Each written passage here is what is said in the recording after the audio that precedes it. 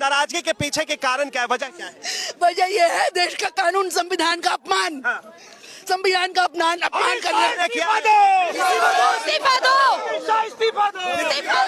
आप रो क्यों रही है माता जी, रो क्यों रही है?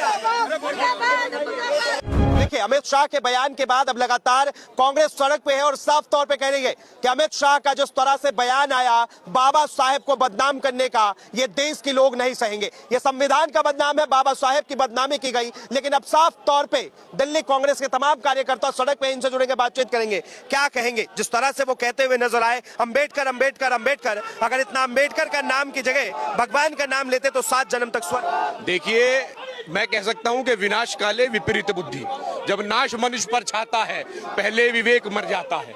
अमित शाह जी के साथ, भारतीय जनता पार्टी के साथ यही हो रहा है।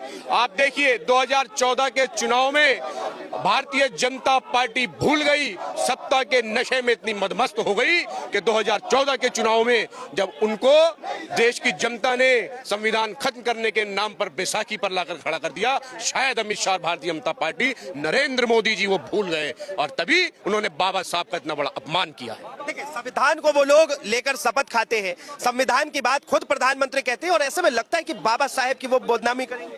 देखिए, बाबा साहेब को बदनामी नहीं कर सकते। बाबा साहेब वो अविरल व्यक्ति है जिनको बदनाम करने का कोई, यह अक्षम्य अपराध है। क्या अम्बेडकर का नाम लेना अब अमित शाह को इतना गुनाह हो गया, भारी पड़ गया?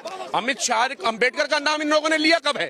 भारतीय जनता पार्टी वो पार्टी है, अमित शाह उस पार्टी के नेता हैं जिनके पुरखों ने बाबा साहब के पुतले फूके हैं, बाबा साहब को गालियां बकी है, इस रामलीला मैदान में बकी है इनके पुरखों ने। इतिहास इनका बाबा साहब के खिलाफ रहा है। ये लोग क्या बाबा साहब की बात करते हैं? ये कहते हैं कांग्रेस ने बाबा साहब को सम्मान नहीं दिया। भारतीय जनता पार्टी, आरएसएस के लोग बाबा साहब के सबसे बड़े दुश्मन है, बाबा साहब के सबसे बड़े घातक है। देखिए, अमित शाह ने प्रेस कॉन्फ्रेंस किया और उसमें भी साफ तौर पे कहते हुए नजर आए कि हम कभी सपने में भी नहीं सोच सकते कि बाबा साहब का अपमान हो। बाबा साहब का अपमान तो अब कर दिया, अब लीपा पोती कर रहे हैं। आप लोग कह रहे हैं कि मेरे बयान के ऊपर जो है वो लीपा पोती हुई है, मेरे बयान को जो है वो तोड़ा मरोड़ा गया है।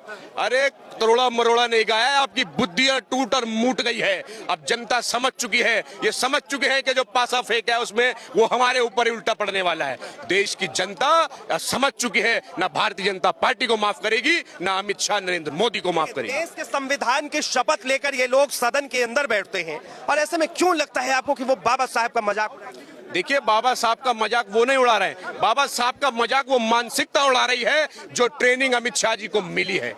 बाबा साहब का मजाक अमित शाह ने नहीं उड़ाया, उस ट्रेनिंग ने उड़ाया है जो ट्रेनिंग